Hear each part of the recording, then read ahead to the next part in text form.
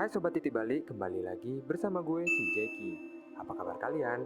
Semoga di tengah cuaca ekstrim dan badai melanda, kita selalu diberi kesehatan untuk menyambut tahun baru ya. Di sini gue mau ngerangkum cerita tentang Athena tahun 2022 yang mengisahkan tentang runtuhnya suatu negara yang disebabkan oleh 4 bersaudara. Tak usah berlama-lama lagi, langsung saja kita mulai filmnya.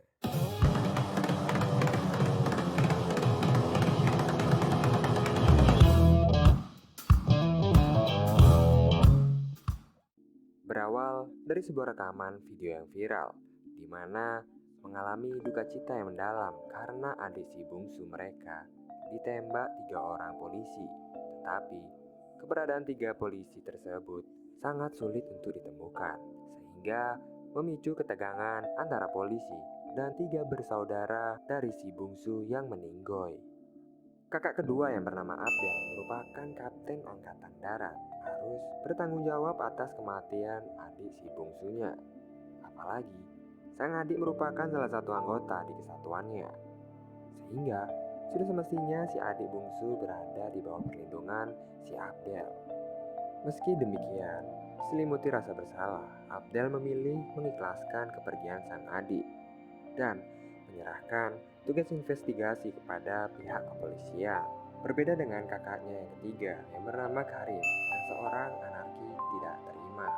Ia memiliki dendam kesumat pada kepolisian yang tidak bertindak tegas kepada anggotanya telah membunuh sang adik. Tanpa sepakatan Abdel, ia dan kelompok anarki lainnya berniat untuk menghabisi para polisi, baik itu bersalah ataupun tidak. Perbuatan sang adik yang sangat emosional membuat Abel sangat kecewa. Dia berusaha menghentikan Karim, namun terhalang oleh ribuan pasukan Karim yang menerobos masuk ke kantor polisi.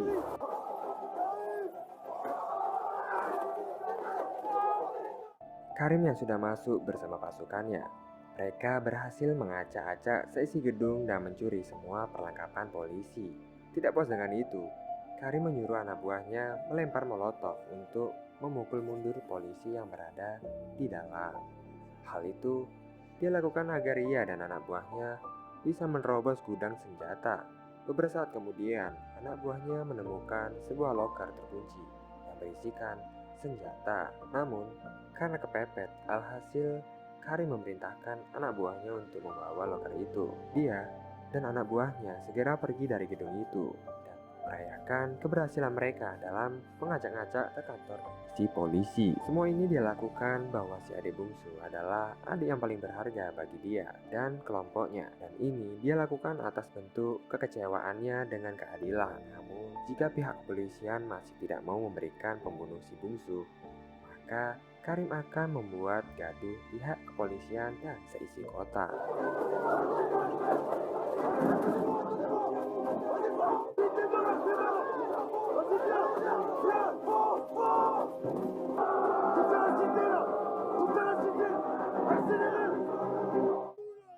Karim lanjut memasuki gedung Athena, di mana ribuan pasukannya sudah berjaga. Langsung saja ia memberi komando agar semua anak buahnya bersiap-siap, sebab satuan polisi anti teroris akan mengepung gedung ini. Tapi bukannya kembali merapat ke barisan, anak buahnya malah asik bercanda dan mencoba ketahanan rompi polisi, bahkan sempat live di Omi TV. Dan seketika Karim memarahi mereka dan semuanya langsung patuh. Untung saja Karim membuat mereka ketakutan sehingga para anak buah itu kembali ke posisi masing-masing.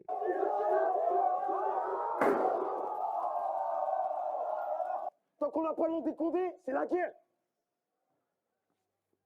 Ah, on est pas...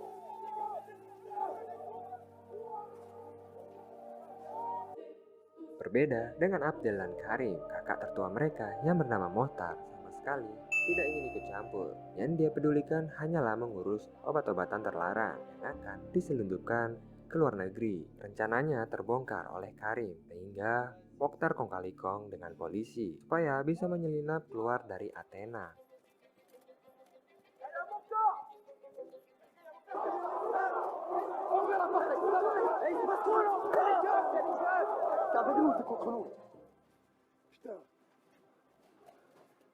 Sehubung pasukan Karim sedang menggila di luar sana, polisi backingannya menunda rencana Mohtar. Alhasil, dia terjebak di sini sampai waktu yang tidak ditentukan. Sementara Mohtar memikirkan cara untuk kabur. Keadaan di luar sana makin brutal sebab pihak Karim dan polisi sama-sama tidak mau mengalah. Mereka terus melancarkan serangan petasan yang ternyata tidak cukup untuk membuat pihak polisi menyerah dari sana. Melihat situasi ini, Abdel tidak bisa tinggal diam sebab sebagai seorang kakak, dia merasa bertanggung jawab atas perbuatan Karim. Oleh karena itu, ia berdiskusi oleh para syekh untuk meminta saran agar semua kegilaan ini berhenti. Terlebih lagi, masih banyak orang di dalam gedung yang akan menjadi korban kebrutalan Karim dan pasukannya. Syekh pun menyarankan untuk mengevakuasi para penghuni Athena yang masih tersisa. Abdel tentu setuju dengan saran itu. Dan dia juga berjanji akan membujuk Karim agar supaya keadaan lekas membaik. Jika rencana itu tidak berhasil, maka ia akan menggunakan cara kasar. Asalkan Karim dan pasukannya berhenti membuat para penghuni Athena ketakutan. Abdel a trouvé son petit frère. Et si vous trouvez Sébastien, sortez-le de la cité. C'est important. Setelah menyampaikan rencana itu, Abdel segera meminta bantuan temannya untuk mencari ahli bom yang sangat terkenal di area ini. Kalau sampai pihak Karim yang menemukan ahli bom duluan, maka akan semakin kacau. Sementara itu, ia akan mencari Karim dahulu dan akan menghajarnya. Akan tetapi setelah usai dari kekacauan ini,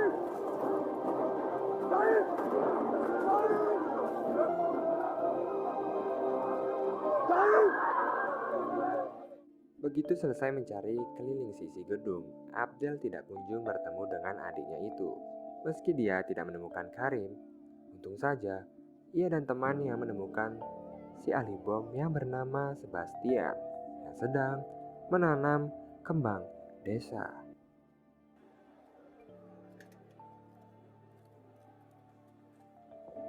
Di sini, Sebastian tetap santuy menanam kembangnya dengan mendengarkan lagu rock kesukaannya. Padahal di sekelilingnya sedang terjadi perang.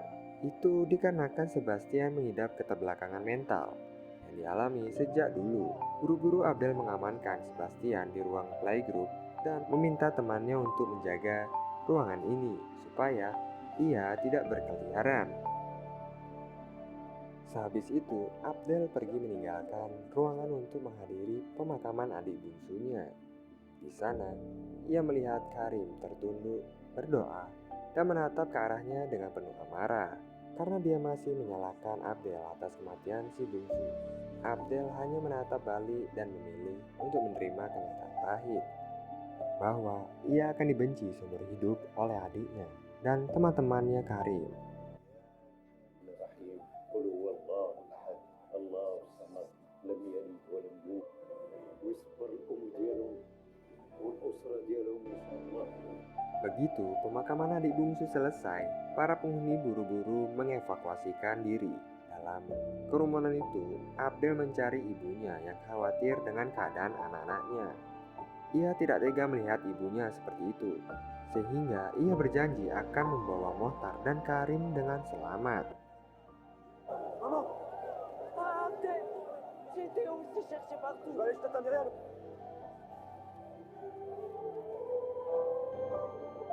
Di sisi lain, polisi dan penghuni Athena terlibat saling dorong. Yang berujung, para polisi menyemprotkan gas air mata. Karim yang berada di atas gedung menyuruh pasukannya untuk menjatuhkan loker ke arah polisi yang berkumpul untuk membuat mereka bubar. Ça, tenez la deux. Vas-y là, plus vite. Avance.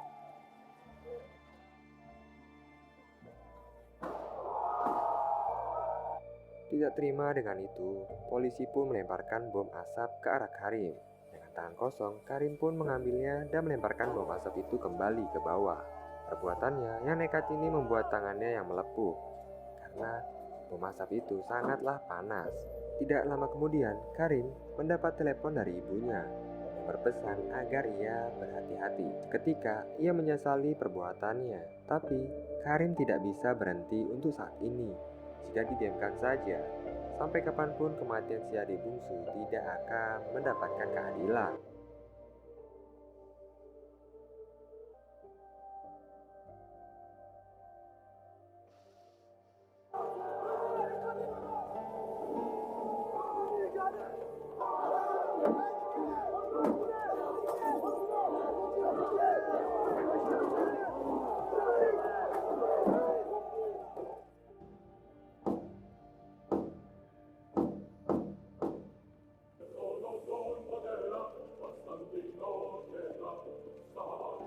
Ketika para polisi membentuk formasi bertahan, Karim pun melemparkan senjata andalannya, yaitu molotov, supaya mereka kocar-kacir kepanasan. Ledakan molotov yang mengenai itu menyebabkan para polisi berpencar, sehingga salah satu anggota polisi yang bernama Jerome terpisah dengan teman-temannya.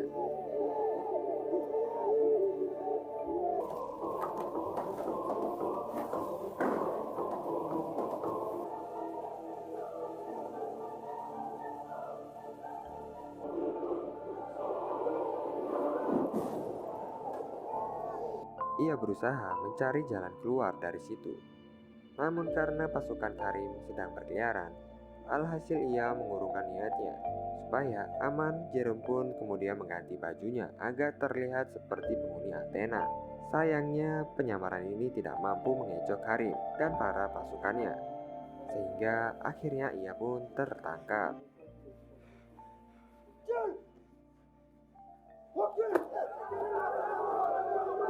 Seiring berjalannya waktu, kerusuhan semakin memuncak, sehingga Abdel memilih bekerja sama dengan polisi untuk menghentikan Karim. Abdel diminta oleh ketua polisi untuk memberitahu lokasi penyanderaan Jerome. Akan tetapi, ia tidak boleh ikut terjun ke sana, sebab sang ketua akan mengerahkan tim polisi untuk menyelamatkan Jerome. Abdel rasa tindakan si ketua ini tidak akan membuat situasi berubah jadi lebih baik. Alhasil, ia nekat menerobos barikade polisi untuk mencari Karim. Di saat bersamaan, pasukan Karim sudah mulai kewalahan karena polisi terus berdatangan. Menurut kabar dari media, pelaku pembunuhan adik Karim bukanlah polisi, melainkan ekstremis yang ingin menghancurkan Perancis. Karena tidak peduli dengan itu, sebab media hanya bisa membalikkan fakta dan memberitakan kebohongan. Ditambah lagi, Abdel juga bilang bahwa ibu mereka akan sangat sedih jika mengetahui Karim adalah dalam kerusuhan ini. Sesudah itu, ia melepaskan Jerome dan akan membawanya kabur dari sana.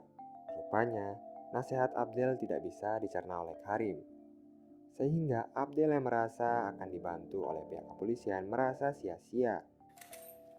Tu sais combien vous allez prendre avec vos conneries là, hein? Si vous faites pas shooter avant, c'est placard pour 10 piges. Donc moi, je vois pas que c'est fini. Ils ont tué Dieu et qu'ils nous donneront pas les noms de ces fils de pute. Je lâche rien. C'est trop tard, c'est fini. Ça va pas arriver. Alors que t'es qu'une pute en uniforme pour la France. La vérité, c'est que je te connais même pas. Memilih untuk segera kabur bersama Jerome. Begitu mereka keluar, polisi langsung menembak Jerome sebab ia tidak mengenakan baju tempurnya. Abdel pun tidak bisa membawanya keluar dari Athena, sehingga ia memilih pergi ke rumahnya Mokhtar. Untung saja Mokhtar membukakan pintu sebelum keduanya dihabisi.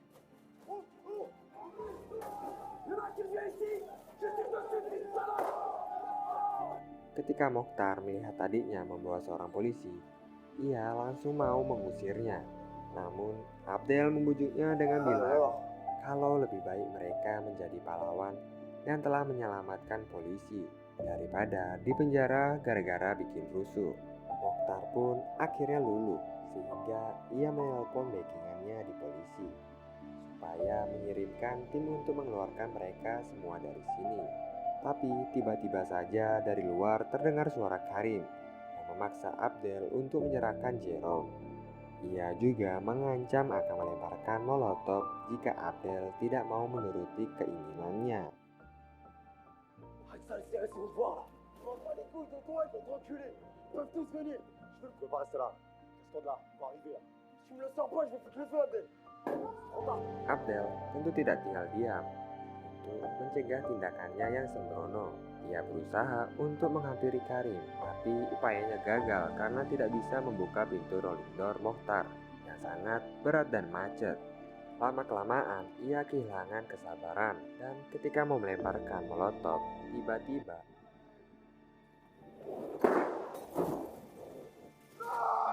api dari molotofnya tersebut otomatis membuatnya terbakar sampai hangus. Abdel yang melihat kejadian itu dengan cepat memadamkan api dengan apar. Namun, ia terlambat sebab nyawa Karim sudah tidak bisa tertolong.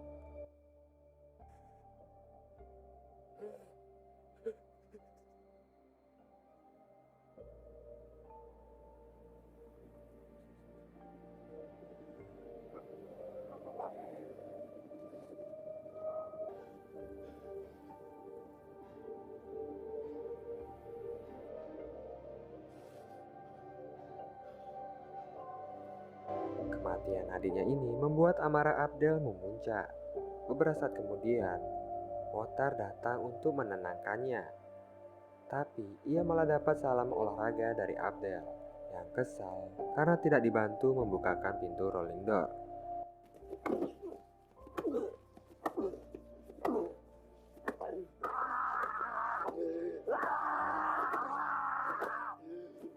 Kalau saja Mohtar mau membantunya, pasti saat ini Karim bisa diselamatkan.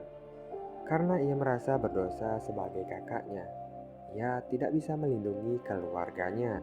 Begitu Mohtar sudah tidak berdaya, dia memanggil Sebastian untuk membantunya balas dendam pada polisi. Dia lantas menyuruh Sebastian untuk membuka loker senjata yang sebelumnya dibawa kabur dari kantor polisi. Mau tidak mau, Sebastian membuka loker yang terkunci dengan dinamo, juga bensin.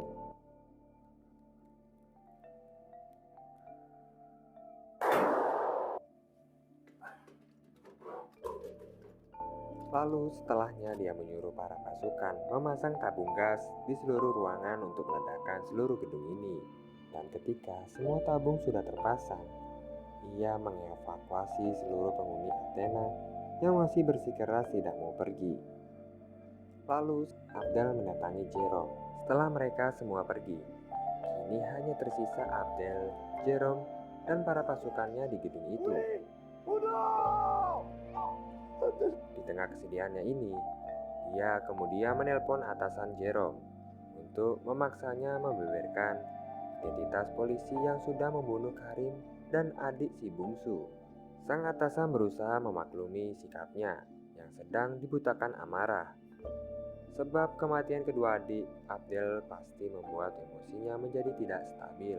Untuk membuatnya tenang, sang atasan terus menjelaskan kalau pihak kepolisian sudah mengadakan investigasi, tapi hasilnya nihil. Pihak kepolisian berasumsi bahwa ada penyusup di antara para polisi, dan merekalah yang telah membunuh adiknya Abdel. Pada akhirnya Abdel muak dengan janji manis yang terus dilontarkan oleh para polisi, sehingga ia mencoba membunuh Jerome. Namun hati nurani Abdel tidak mengizinkannya. Alasannya berbuat demikian adalah karena ia tidak bisa membuat adiknya hidup kembali meski sudah membunuh Jerome. Kini ia harus menerima kenyataan pahit dan melepaskan kepergian Karim dan adik si bungsu. Beberapa saat kemudian, para pasukan Karim akhirnya tumbang, sebab para polisi telah berhasil meringkus mereka. Jerome yang tidak memakai atribut tidak dikenali oleh polisi, sehingga ia ikut dikumpulkan bersama para pasukan Karim untuk dimintai pertanggungjawaban. Pada akhirnya, Abdel tidak bisa berbuat apa-apa. Boro-boro membalaskan dendam adiknya. Berdiri pun ia sudah tak mampu.